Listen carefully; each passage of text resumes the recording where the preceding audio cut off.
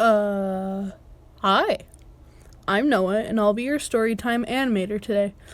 Don't expect a full-on channel. I don't know, it may become that, but I'm 14 and going on to high school in the fall, so it's probably just a summertime hobby. But whatever, it's cool. I'll do my best to make you laugh. I'm also animating a flip-a-clip on my phone, so don't expect much. I really hope I can make more videos, and I'll do the best I can. Anyways, here's the class-wide running joke I instigated on biodegradation. So we were learning ecosystems and science, possibly the lamest outcome compared to chemicals, on what to cause an explosion. Anyhow, our teacher, we'll call her, Mrs. Wallet. I just looked at my wallet while recording this. She was talking about how even after death, you are still useful in the environment. We decompose, break up in the dirt, and the trees eat our corpses. Okay, this is off topic. After Mrs. Wallet said that, I raised my hand. Does that mean we become part of the trees? I asked. Well, sorta kinda, Mrs. Wallet replied. So if we cut down the tree and process it into paper, that paper has human in it? I proposed. Well, not really. And if I decompose into some grass and a cow eats said grass, does that mean if the cow becomes a Big Mac, I am part of said Big Mac? I cut off. Now, I am not the class clown. I am the sporty nerd that can occasionally make people laugh with my weird personality. But this caused a running joke that anything containing plant material or eats plant material has a human in it. And that's how I corrupted my classmates. Just kidding. That happened long before me. Hey, America, what's the temperature outside? Oh, Canada, it's 40 degrees out. Yeesh, it's too cold to be 40 degrees out. Well, it's not quite below freezing. That's quite the stretch from freaking angry sun coming at you to frickin' below zero. Things only need to dip below 32 to be freezing. 32? That's ovens, not freezers. That there is an argument between Celsius and Fahrenheit. As a Canadian, I am growing up with the metric system. Grams, centimeters, kilometers, and Celsius. Now, Fahrenheit has feet, yards, and pounds, and is only used in America, oh god, I'm gonna botch these next two up, Liberia, and Myanmar. Sorry if I didn't say those right. Everywhere else uses metric. There's only those two. Well, there is Kelvin, but no one really uses that one. Now, let's talk about actual measurements. The metric system. So here's a millimeter, not to scale because I don't know how to scale it.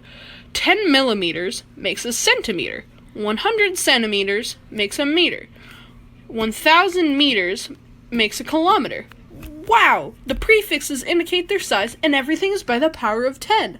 If you want an actual scale, here are some references to normal everyday objects.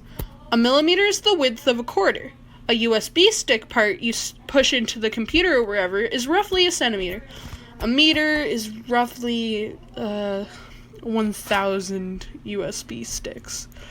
Celsius temperature has 0 as freezing, the water's freezing point, and 100 degrees as boiling. So easy. So easy a baby could do it. The imperial system. Imperial's smallest measurement benchmark is the inch. An inch is about 2.5 centimeters. 12 inches makes a foot. Most rulers are a foot long. Now, 3 feet equals a yard. A yard? That's 3 rulers. 1,760 yards are in a mile. So, metric goes 10 to 100 to 1,000. Imperial, oh god, goes to 12 to 3 to 1,760. Now, metric liquid measurements are easy too. 1,000 milliliters makes a liter. Hey, I'm filming unwanted audio, so subscribe. So easy. No, I'm not going through that again. Now, the special imperial has 16 ounces that make up a pound. 14 pounds, which for some reason is LBS, is a stone. And 2 stones makes a quarter. What's the point of the stones when you could just double how much you need for the pounds and then it goes straight to quarter? Whatever. And 4 quarters make a hundredweight.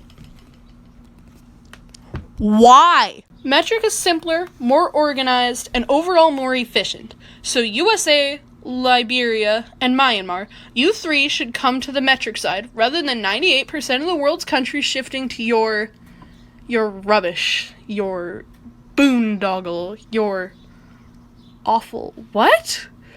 So how do we shift 3 countries' measuremental methods? Easy. Teach all students both until everyone alive knows both, then drop imperial. Boom. Easy win for all. For 3 years, I've been obsessed with Marvel Studios. It shows you don't need powers to save the world, just millions of dollars and a weapons factory. Whatever. My favorite book series, movies, and animated movies are all about superhumans. Harry Potter, unlimited spells. Percy Jackson, Hercules, and Magnus Chase, children of the gods. Megamind, Spider-Verse, Endgame, Ant-Man, Ragnarok, superheroes. Noah, why is there a mouth coming out of the bag? I don't know, how come my eye holes change shape? But seeing all these wonders made me want my own. I want a superpower. But what? Flight? No. Super strength? Lame. Super speed? Nah. Turning your head 180 degrees? No. I have an idea for the best, the coolest, the most ridiculous idea that's original. Trumpet sound. Skates. What? Not just any old pair of skates, but skates that materialize ice under them. Think, skating is faster than walking when you've done hockey for 9 years, so I'd be as fast as the adults on the field. It would also give me an excuse to carbo load on spaghetti, but that's besides the point. I can also elevate myself in the air with them, leaving an ice trail. I'd be all over the place. Except, what will I fight with? Boom! An indestructible hockey stick. I'd be the unstoppable, the invincible hockey kid. Yeah, it needs some work. My superhero costume? Gray sweats and a blue hoodie. It's not stylish, but it sure is comfy. And what's the point of superpowers with no one to share them with? I want a super squad. Hey, that's better than hockey kid. Comment your hero name, power, and colors, and I'll design the super squad. I'm the leader. I'll choose up to 8 heroes to be with me. How? Who can come up with the most absurd, most random powers that will still aid me in a fight? Hockey kid, away! I like a lot of candies because I'm not that picky. I have a sugar tooth, so I really like sweets.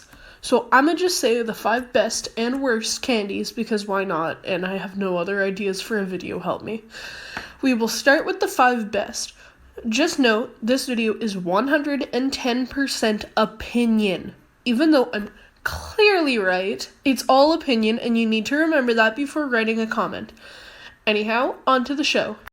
The 5th best candy are Skittles. Skittles are great, especially sour Skittles and sweet heat Skittles.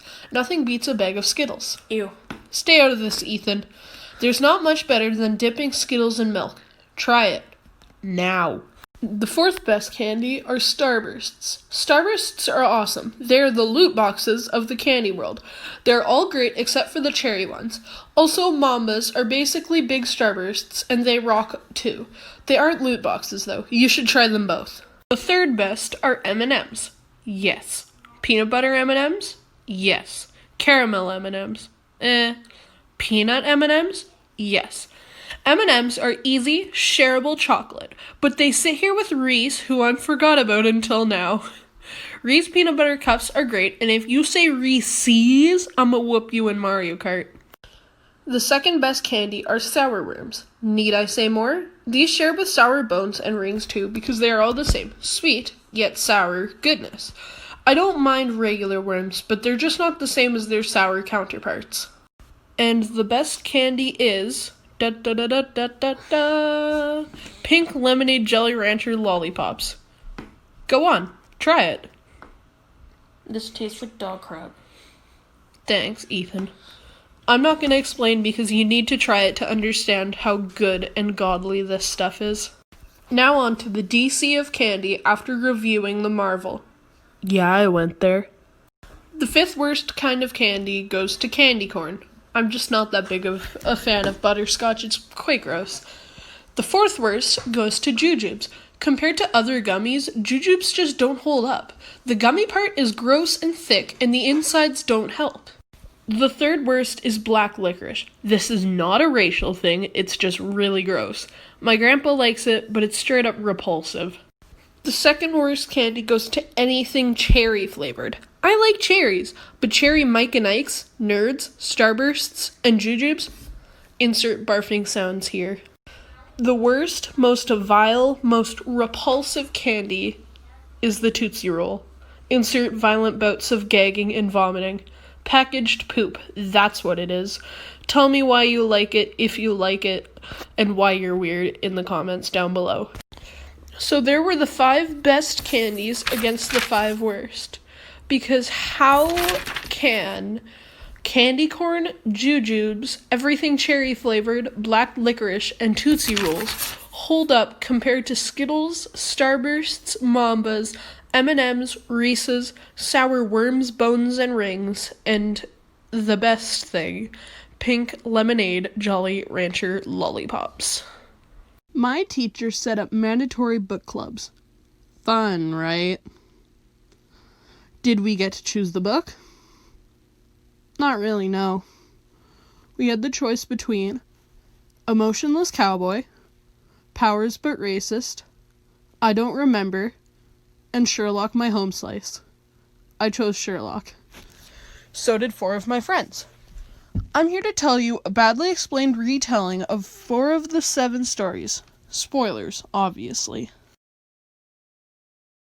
The Adventure of the Speckled Band. Rich man's daughter died. Suspects: exotic pets, gypsies camping out in the backyard, and abusive father. Plot twist, it was a speckled snake the father kept on a leash, but it got loose. The Adventure of the Man with the Twisted Lip. Well-respected man is missing. He works for news. Suspect: dirty homeless guy with twisted lip. Plot twist, the hobo is the missing dude. He went incognito as a hobo for a report, but for some reason, begging paid better than writing the news? The Adventure of the Blue Carbuncle. Missing gem. Somebody tried to stash it in a goose. So Sherlock and Watson go find all the goose in town and, inspect them. The Adventure of the Final Problem. Plot twist, it isn't. Holmes fakes his death while wrestling his arch enemy off a waterfall. Woohoo! I suggest you read the book even though I kind of spoiled the endings. But you don't know how he got to those answers, so there's a mystery for you. But I also left the best, the worst, and a good one for you to find out on. Arthur Conan Doyle made a good book, at times slow, but overall great. It's probably on Amazon, but it doesn't take a sleuth to find it. Okay, that was pretty bad.